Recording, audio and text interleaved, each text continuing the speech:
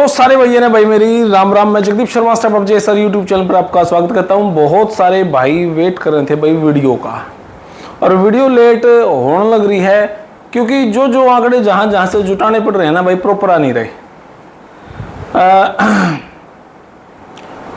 अब मैं आपको कैसे समीकरण बताऊं।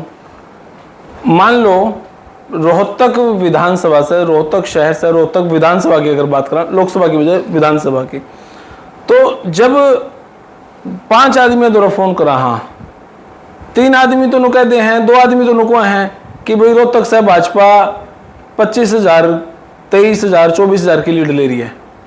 एक आदमी नु कहते हैं भाई जहां पे थे उड़े हटके, हाँ, और 2 आदमी नु कहते हैं कि भाई 10,000 की लीड आऊगी, मतलब पहले तक गाठ। अब इस बारे में कंफर्म कहां से करा, ये भी औखा काम है। तो आज मैंने प्लान नू तैयार करा, मैं उन विधानसभा में जाऊं और पता करूं के सीन है के नहीं है। तो भाई दोबारा 9 की 9 विधानसभा में हंडना पड़ेगा और फिर जाके कुछ निष्कर्ष निकलेगा। लेकिन जो साइलेंट वोटर तब थे वो आज भी हैं, जो पहले नहीं बताए थे मैं आज भी नहीं बताऊंगे, फिर भी अपन निष्कर्ष काटेंगे। लेकिन मैं आपको एक बात बताऊं, मैंने परसों या कल वीडियो बनाई थी, कल के बाद बहुत सारी धमकी वाले फोन आए हैं, नो कर देंगे नो कर देंगे। भाई इन बातों में क्यों नहीं दे रहा। यूट्यूब चैनल चलाऊं यार मैं, थारा क्या फर्क पड़ा है मेरे चैनल तक, मेरे छोटे है चैनल तक के थारा नेता हार जाओगा। अगर मैं कहूं भाई वो फलाना आदमी हारेगा तो कि मेरे चैनल के कारण हारेगा। अरे तो वोट भी पड़ ली, इच्छा दूसरा कोई हारो कोई जीतो, ये मेरे वीडियो बनाने से क्या फर्क पड़ा है भाई।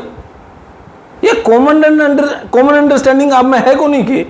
भाई जगदीप ने आज कह दिया अरविंद शर्मा है, आज जगदीप ने कह दिया दीपेंद्र उडार है, तो मेरे कहने का अर्ज क्या हो, मतलब जो आपके दीपेंद्र के पास, अरविंद के पास ऐसे प्लान नहीं है, ऐसे इकलौता जगदीप भाई यूट्यूबर है वो सारे ब्रह्मांड ने बदले है, एकदम तो ऐसा सीन कर रहे हो भाई इतना वीडियो क्यों पा दी भाई कि नहीं दे रहा इन बातों में। तो खैर धमकी धमकी तो आंधी रहे हैं, इस बात से आप तो डरना नहीं। अगर इस बात से डरांगे तो फिर भाई काम क्यों करा। कल ने मान लो सबसे छोटे तो छोटा काम अगर मैं परचून की दुकान भी कर लूंगा, धमकी तो उड़े भी आऊंगी, नहीं बंद करके बैठ जाऊं मैं। कोई काम कर लूं, मान ले घर में रहूंगा, घर में भी आकर धमका जाऊंगा, फिर तो घर में भी रहना छोड़ दूं, फिर क्या करा भाई। भाई ये धमकी धमकी का चक्कर छोड़ दो यार, कि मैं नहीं दे रहा इन बातों में जुत्ती ठाले हाथा में। खैर कोई बात नहीं, मामला है रोहतक लोकसभा का। नहीं बहुत सारे भाई ने कह रहा है बाकी नोआ की तो बता दे, उनकी बता देंगे। सिर्फ एक सिरसा का डाउट है, और तो कितना डाउट को नहीं, समझ गए हो तो ठीक है। खैर भाई देखो, जो मेरे सोर्स हैं मैं आपको क्लियर बताऊं, मेरे सर्कल के 35 लोग हैं जो आपकी रोहतक की 9 विधानसभा में हैं। मेरे सर्कल के 35 लोग, उन्होंने किसी पार्टी से कोई लेना देना नहीं होता, उन्होंने किसी बात से कोई मतलब नहीं है भाई। वे एक्चुअल से रिपोर्ट निकाले हैं और फिर वो मेरे को बताने की कोशिश कर रहे हैं। अब अगर मान लो मैंने कह दिया कि अरविंद शर्मा जीता है, कल अगर वो नहीं जीता, अब तो मेरे कहने ना कहने से कोई फर्क नहीं पड़ता, अगर वो 1% नहीं भी जीता, मान लो दीपेंद्र साहब जीत गए, तो जो फेत मैंने उन 35 लोगों पे है वो फेत मेरा टूटा है। फिर मैं क्या सोचूंगा, उन्होंने हटा के मैं किसी और के साथ काम करूं। तो भाई मेरा जिन पे विश्वास है, जो मेरे साथ 2019 से लग रहे हैं, आज तक वो मेरे साथ हैं और मेरे को छोटी छोटी अपडेट दे बिना किसी स्वार्थ के, तो आज मैंने उनकी बात माननी पड़े। 1% के लिए मान लिया आज में बायस्ड हो गए, तो कल मेरे गले थोड़ी ना, फिर तो अपनी tata okay bye bye Ram Ram, उस स्तर पर काम करांगे भाई। तो आपके 2 बात, एक तो धमकियां की फोन से मेरा कोई फर्क नहीं पड़ेगा भाई, दूसरा मेरे पास जो सोर्स आए में मेरे जो सर्कल के लोग हैं उनसे आए हैं भाई, अकेला तो मैं भी कितिया नहीं हट सकता। और भाई फिर मैं एक आखिरी बार बात कहूं, मैंने कई बार कह ली, जिसने मेरा चैनल पसंद नहीं, ना देखो, ना भड़क रखो और ना दो। मेरे अकेले चैनल, हरियाणा में मेरा अकेला चैनल को नहीं, वो चैनल उन्होंने देख लो, डीजी वाले चैनल आपने पसंद हो उसका में देख लो भाई, तो मेरा चैनल इकलौता चैनल नहीं है यार। तो भाई बात करांगे इलेक्शन पे, लगभग 85% अपा इलेक्शन के पास पहुंचे हैं। अब रोहतक लोकसभा पे सबसे बड़ी अपडेट जो आई है वो अपडेट ये आई है, भाजपा का जो अरविंद शर्मा है, भाजपाई के लोग नहीं चाहते कि वो जीते। ये एक अपडेट आई गुप्त सूत्रों के हवाले से खबर कि भाजपा के जो पुराने नेता हैं वो ही नहीं चाहते कि अरविंद शर्मा जीते, वे चाहे अरविंद शर्मा हार जावे। बड़े स्तर पे भी यह अपडेट है कि भाई उच्च स्तरीय लोग से लेकर निम्न स्तरीय के लोगों तक ये समीकरण है कि छोड़ दो सुना, मतलब सीरियसली मत लो इसको। फिर भी अरविंद शर्मा का जो आज इलेक्शन है, अरविंद शर्मा ने जो इलेक्शन लड़ा है वो एक आजाद उम्मीदवार की डाल लड़ा है भाई। पूरे इलेक्शन में मैं एक नाम लेऊंगा, कृष्णमूर्ति हुड्डा।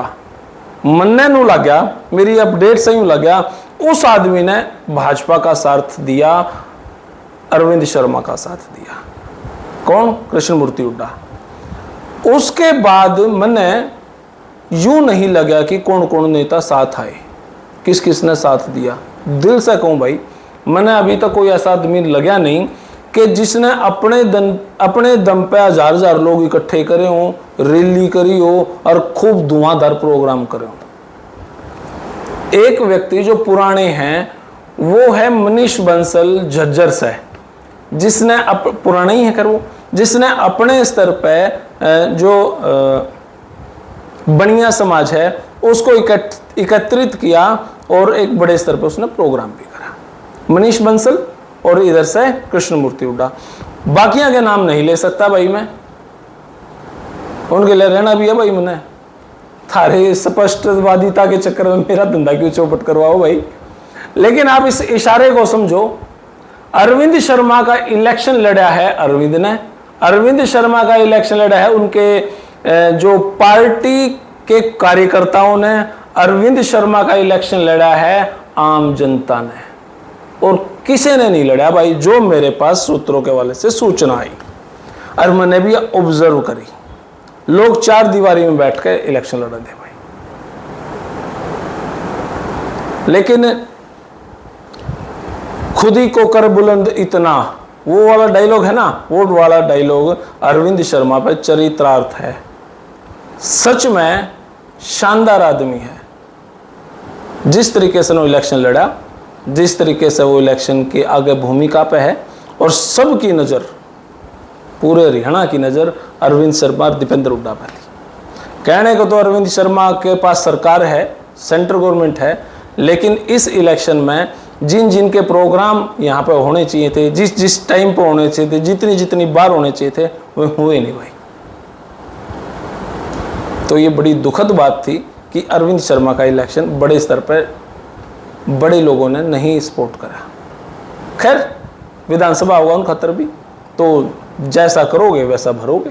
बहरहाल अब आगे की तरफ चला भाई। इलेक्शन की खूबसूरती ये थी कि इसमें कोई दंगा नहीं हुआ, नहीं तो अब की बार ये आंकड़े थे कि भाई एक बार दंगा उसका। इलेक्शन की खूबसूरती ये थी कि दीपेंद्र हुड्डा साहब ने 2.5 साल की मेहनत लगा रखी थी इस इलेक्शन पे। इलेक्शन की खूबसूरती ये थी कि दीपेंद्र हुड्डा साहब, उनके पिताजी, उनकी धर्मपत्नी, उनकी माताजी, पूरा का पूरा परिवार, चाचे ताऊ, उनके बालक, सारा के सारे पूरे 9 के 9 विधानसभा में ला करते पूरी ताकत दिखाना। और पैसा वैसा किसने कितना लगाया ये तो मेरे चर्चा से विषय से बाहर है। लेकिन भाई यो इलेक्शन बड़े शानदार तरीके से लड़ा गया। इस इलेक्शन की एक सबसे प्यारी और खूबसूरत बात थी कि ये अब की बार जातिगत नहीं लड़ा गया। इसमें जाति को प्रभावशाली नहीं दिखाया गया। बड़ा शानदार ये इलेक्शन था। मारकाटो होगी वह नहीं हुई, जातिवाद होगा नहीं हुआ। और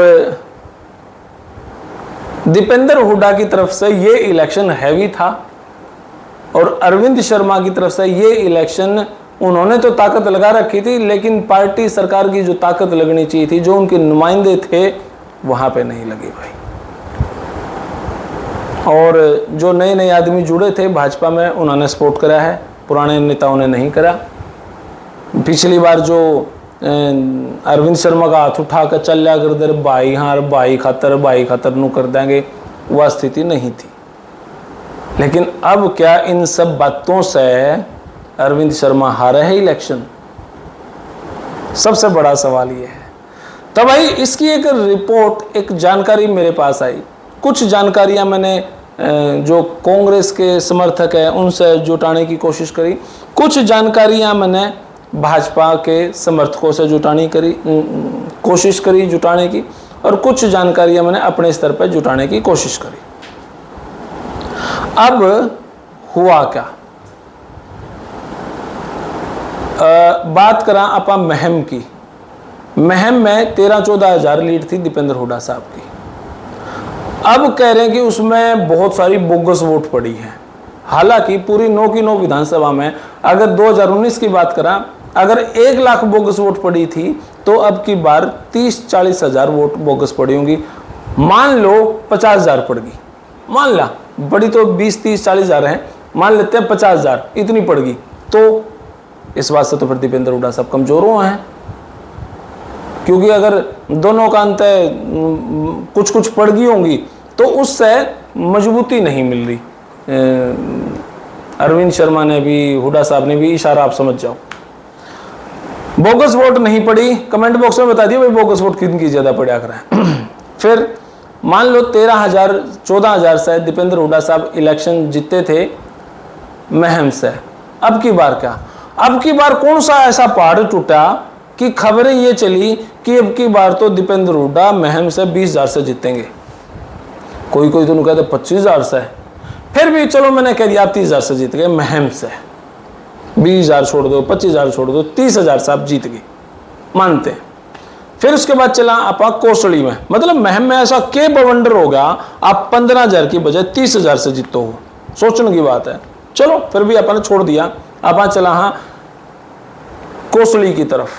75,000 से अरविंद शर्मा जी जीत रहे थे। अब की बार लोग कह रहे हैं कि 5,000 की वहां से नुकसान है भाजपा को। 5,000 का मतलब क्या, 70,000 ना, चलो 65, एक आधा बोला 65 भी उसका है। फिर मैं बोला यार और घाट बात कर लो। फिर एक आधी कांग्रेस की तरफ से जो मैंने जानकारी पड़ी, वो कच्ची थी कि पक्की थी पता नहीं, वो कह रहे हैं कि 55,000। अरे मैं यूं कहूँ 50,000 मान लो। वैसे ऐसा कोई पहाड़ नहीं टूटा कि भाजपा कोसली से लूज करे, ऐसा कोई कारण नजर नहीं आ रहा। फिर भी यो पक्ष भी हमने मान लिया चल हुड्डा साहब के लिए मजबूत है। 25,000 का नुकसान हो रहा हो गया,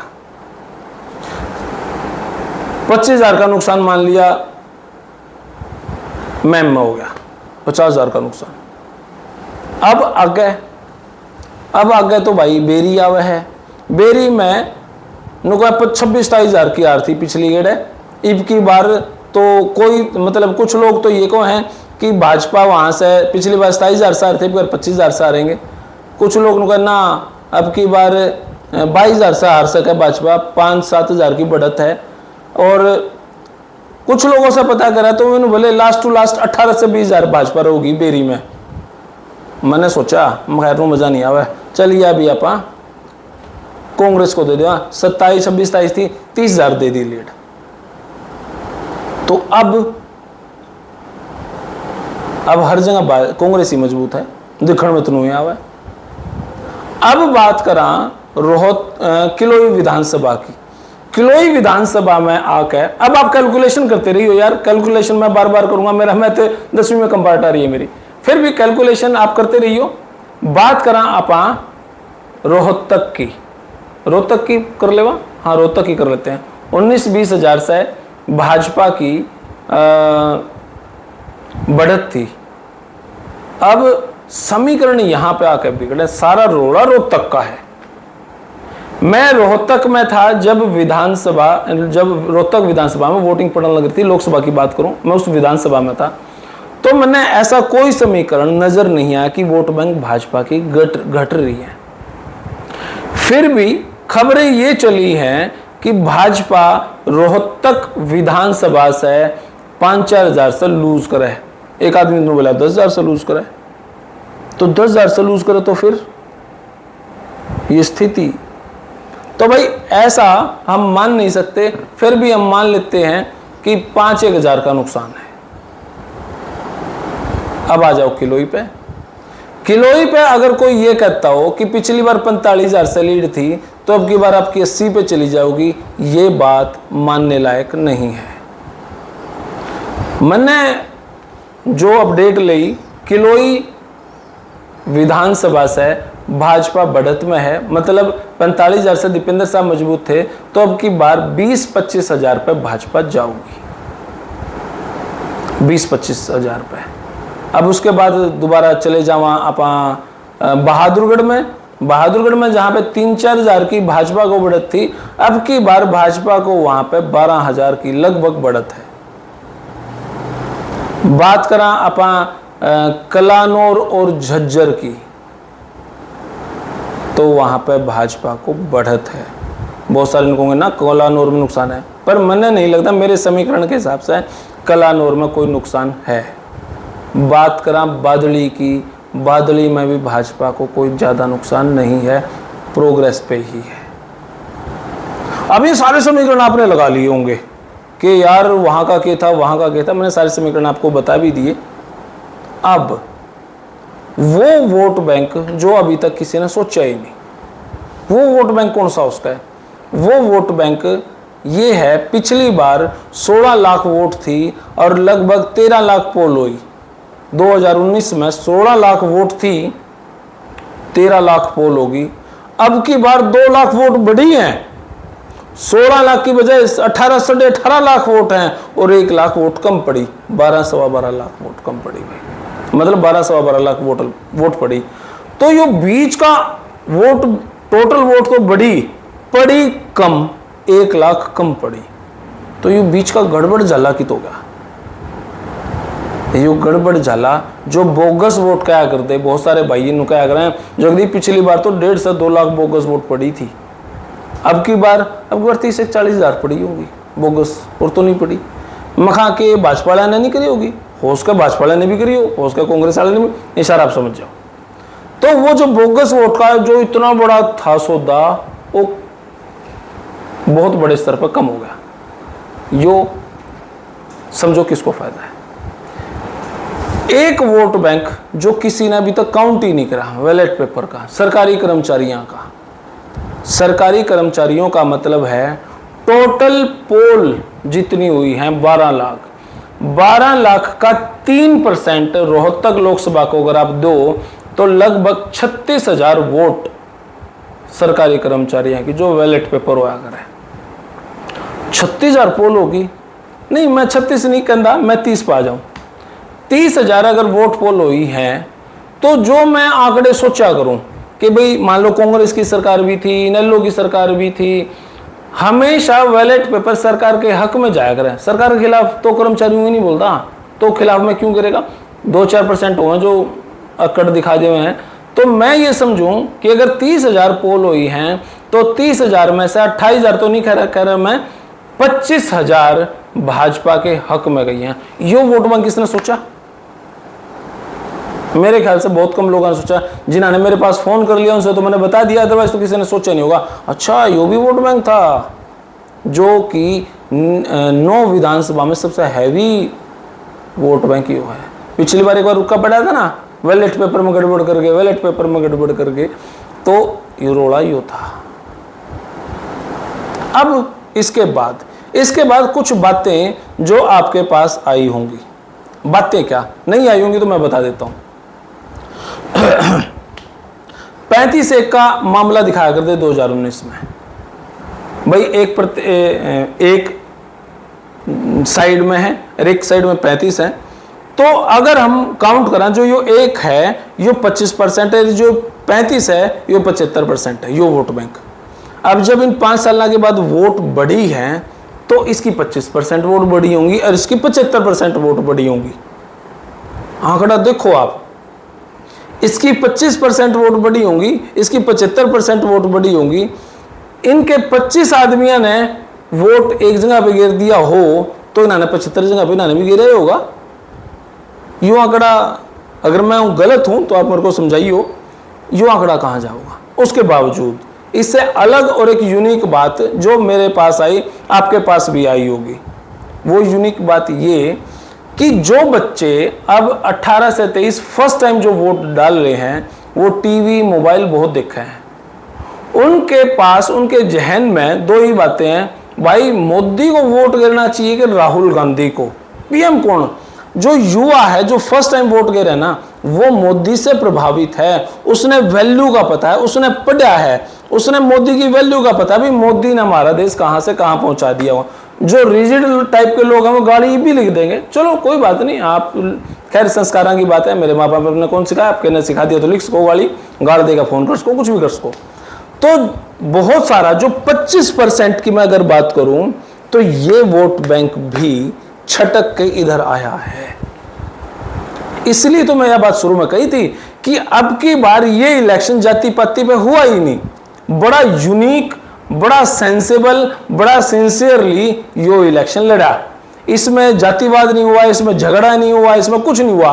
बड़े प्यार से पोलाइटली वोट डली हैं।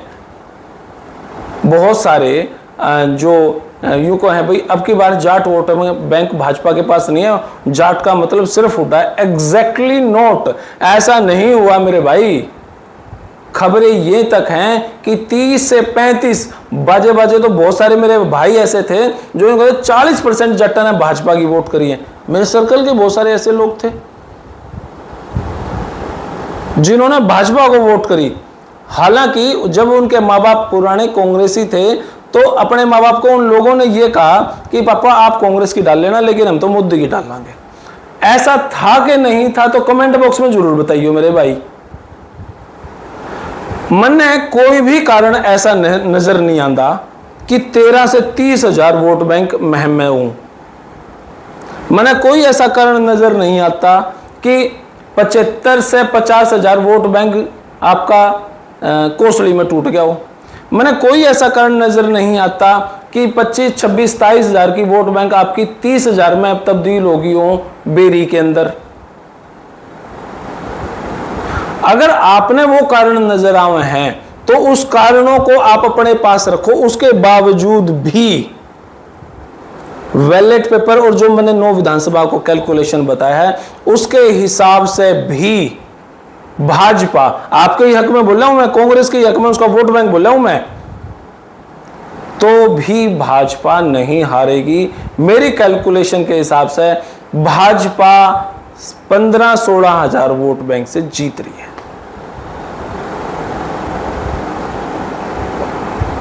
15-16 हजार से बड़ा अनएक्सपेक्टेड सा है। और तो और फिर भी अगर आप और घाट बात करो, क्योंकि पिछली बार जो वॉलेट पेपर का वोट बैंक था अब तो उससे बढ़ा ही है। पिछली बार इतनी नौकरियां नहीं थी जो अब इन 10 सालों में, इन 5, 7, 8 सालों में भाजपा ने 1,35,000 प्लस नौकरियां दी हैं। तो वे नौकरियां सरकारी हैं, ठेके पे को नहीं दी वे नौकरी। वो वोट बैंक भी तो होगा ना उसमें। पिछली बार इतने कर्मचारी नहीं थे तो अब की बार में कर्मचारी भर्ती हुए हैं।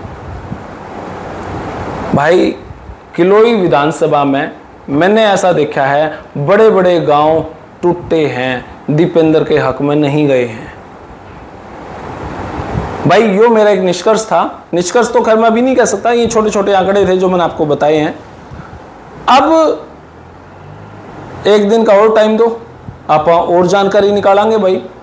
और भाई सच कहूँ, आपसे दिल से ही कहूँ कि मेरा ना भाजपा से कोई खास लगाव ना कांग्रेस से कोई लगाव।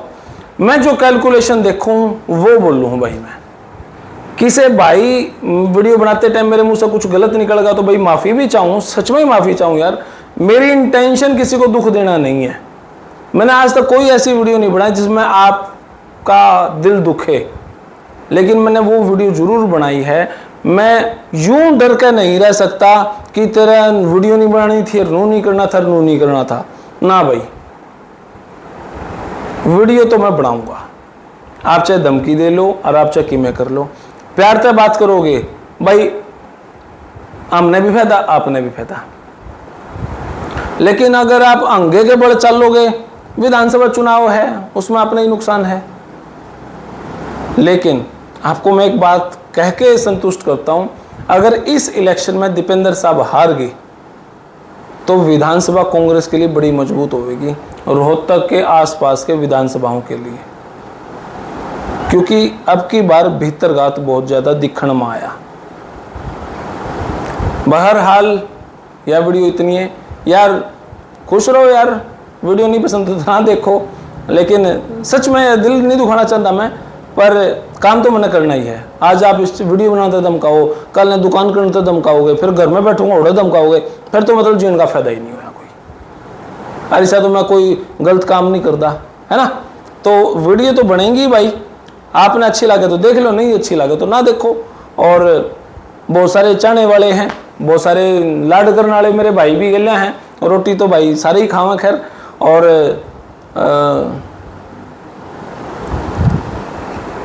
मैं इनू सोच कर डरूँ कि था मेरी वीडियो में कमेंट बॉक्स में गलत दे कमेंट करूँगा, मैं आपके हक में वीडियो बनाए जाऊँ, इसी नपुंसकता वाली जिंदगी मैंने भी नहीं जीनी। फिलहाल ये वीडियो इतनी, आपने किसी लगी कमेंट बॉक्स में अपनी राय दें। तब तक के लिए धन्यवाद। जय हिंद, भारत माता की जय हो। लाडले।